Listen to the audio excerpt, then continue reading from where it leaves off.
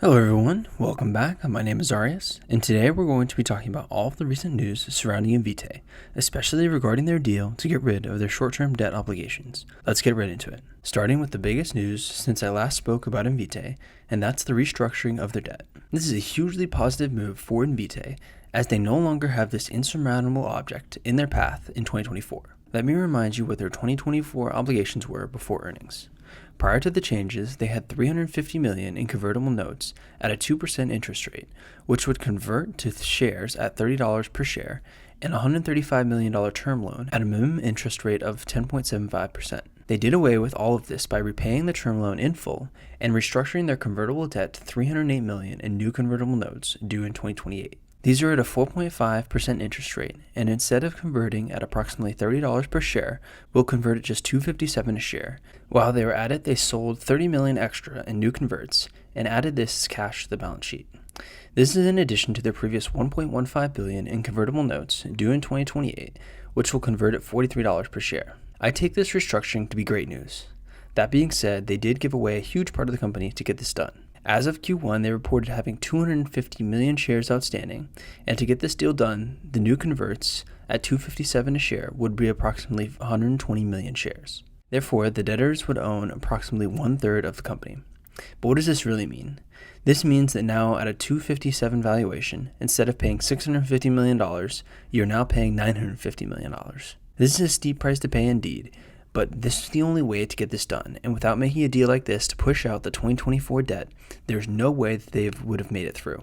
And while it hurts to pay so much more, if you still own the company, then you likely think they have some game-changing potential, and they are going to be worth much more than $1 billion by 2028. So, while it hurts to be diluted as much as you were, I think it's the only way to get rid of the debt and ensure a chance at survival. The total debt balance due or to convert in 2028 is now $1.45 billion. If converted, the new loan will convert to 118 million shares, which is an additional 107 million shares of a dilution over the previous loan, almost 10x. This is in addition to 245 million shares outstanding currently, and a potential 28 million shares from the old 2028 converts, leading to total shares outstanding after the debt deal, assuming everything converts, of 276.6 million shares. Like I said before, the debtors of the new deal now own about 1/3 of the fully diluted company by my math. This is a huge portion of the company to give away over the previous amount they would have owned, which was less than 5%. But this now means that Invitae has a chance, because if they had to scrounge up the cash by mid-24, then they were not going to make it. Investors can now confidently project that they will make it to the end of 2024, and any additional capital would serve them to get further. Let's move on and do a brief recap of their full year 2022 results and their Q1 results as well, starting with their full year 2022 results. Revenue grew 12% to $560 million, but this was heavily impacted by their realignment plans. Non-GAAP gross margins were 42.5% for the year, up big from the year's prior number of 36%, and still improving with the Q4 number nearly hitting 48%. 2022 cash burn was $510 million, down from roughly $850 million in 2021. Ongoing cash burn in Q4 was just $77 million, which annualized is $308 million. They sold their research-only use cancer testing business for $48 million. I have mixed feelings about this scale because it had a chance to be a real business. However, with the situation Invitae is in, this is a necessary move to make for their long-term business outlook. This left them with $557 million in cash and equivalents at the end of 2022. Overall, this is about what I expected from the support, and what's more important is the guidance for 2023. They called for revenue to exceed $500 million, which would represent low double-digit growth over their 2022 pro forma base of $450 million. Revenue will likely be down on an absolute basis from the $516 million number they posted for 2022. They expect non-GAAP gross margins to improve to 48 to 50%, a modest improvement over Q4 for the full year of 2023. They expect cash burn for 2023 to be between $250 million and $275 million. At the midpoint, this is a 48% reduction from 2022, which is a massive improvement, and is largely attributable to the realignment initiatives. However, much of these benefits have already been realized, as their annualized burn in Q4 was roughly $300 million, meaning $250 to $275 million is a relatively small improvement to make over the whole year. I will be interested to see if they announce a further push to reduce costs later in the year in 2023 or in early 2024 after revenues have stabilized and returned to growth from the current reductions. This rate of burn would leave Invitae with $282 to $307 million in cash going into 2024, which means they should pretty easily make it to the end of 2024. How much further beyond is the only question, and we'll need to look for further indications in future reports. Luckily for us, the Q1 report is already out, and they reported revenues of $117 million, which is down 5% year over year, but up 10% on a pro forma basis. Ongoing cash burn was down to $51 million last quarter, which is excellent considering they were expecting $250 to $275 million on the year. However, they said working capital improvements contributed to this number and reiterated the previous $250 to $275 guide.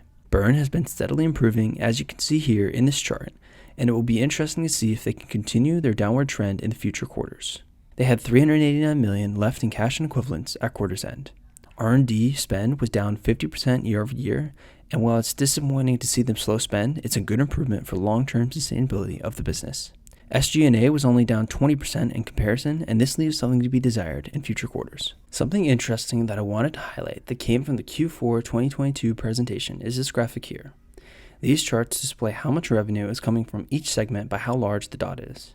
They visualize the growth rate on the x-axis, with the further the dot is to the right, the higher the growth, and visualize the gross margin on the y-axis, with the higher the dot is on the y-axis, the higher the gross margin. The chart on the left is Invitae's current business, while on the right is their business in 2 to 2.5 years. It's a little tough to make concrete observations because some of the businesses are broken off in the right versus the left, but there are many things that stand out to me. First, that rare disease will grow rapidly over the next couple of years and flip to a positive gross margin. PGX is the standout portion of the rare disease business, and along with somatic testing and the patient network will be the fastest growing portions of the business. They project women's health growing in size, but maintaining a relatively similar growth rate and gross margin. This is where I start to speculate about this business and its future. It doesn't appear to be a massive driver of future value. It doesn't tie in especially well with their other businesses, and so perhaps a private equity company would buy it from them in cash and then buy the testing services from Invitae in the future. This would allow Invitae to extend their runway without giving up some of the massive upside they have in other segments of their business.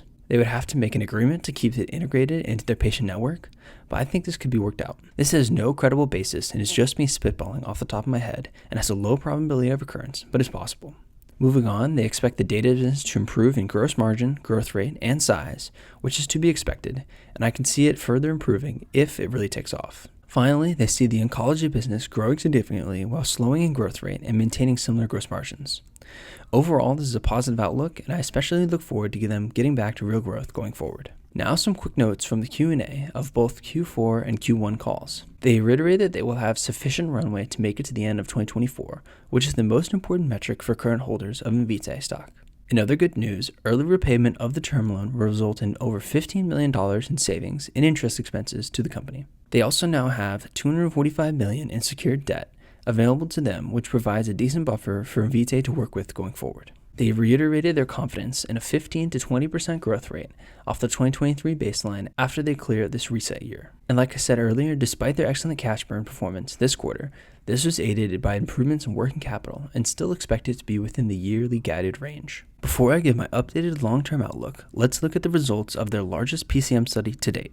There were nearly 200 patients in the study with non-small cell lung cancer, which is a relatively small number of patients for medical studies, but it's the best that could be done at the time. PCM showed sensitivity and specificity both of above 99.9%, meaning that in testing, PCM showed small amounts of both false negatives and false positives. MRD analysis was also performed on 108 of the patients within a small window after treatment, and of the 108 patients, 51 eventually relapsed, and ctDNA was detected in about half of those who relapsed in the MRD study. It showed a positive predictive value of 93% and a negative predictive value of 68%, which goes to show the utility of MRD. Back to PCM, the median lead time for detecting cancer was 4 months better than traditional methods, which can be huge in the fight against cancer, as earlier detection leads to significantly higher survival rates. The paper shows minimum clinical sensitivity of 84%, which refers to its ability to correctly identify those who have cancer or cancer recurrence, and a clinical specificity of 96%, which refers to its ability to correctly identify those who do not have cancer or cancer recurrence. They are now moving to generate data on cancers outside of the lungs, as PCM is intended to be a broadly capable test rather than a narrow one. I will be monitoring things closely to see what more results they can show, as PCM is one of the most important facets of their business going forward. Finally, the big picture. Invitae has a core business that enables 2 shots at huge upside and 1 further shot at unfathomable upside. The core business is their hereditary testing business, which is genetic testing for inherent hereditary risk of cancer. This gives them a huge corpus of data to work with and connections with patients and doctors alike to continue to promote and use their other products.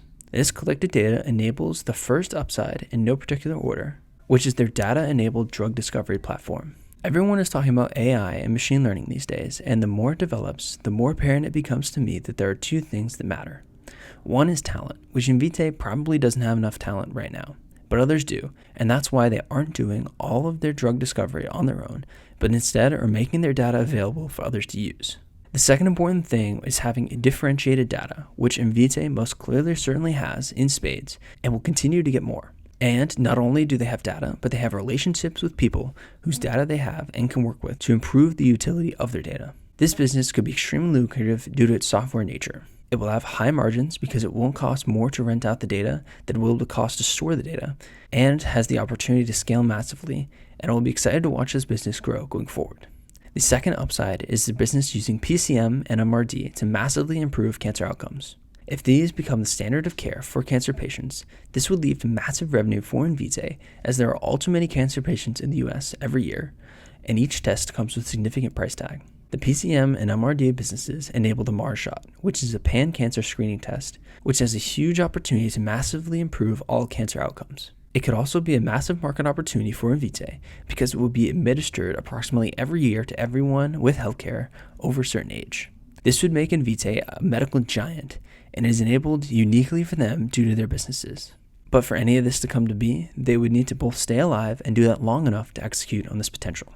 Both staying alive and executing are not certain for Invitae, and this is what's resulting in such a low stock price. However, I'll keep close tabs on all matters concerning Invitae going forward right here in this channel, and if you enjoyed this video, check out my whole Invitae playlist in the description below, which breaks down Invitae from start to finish. Thank you for watching and have a great rest of your day.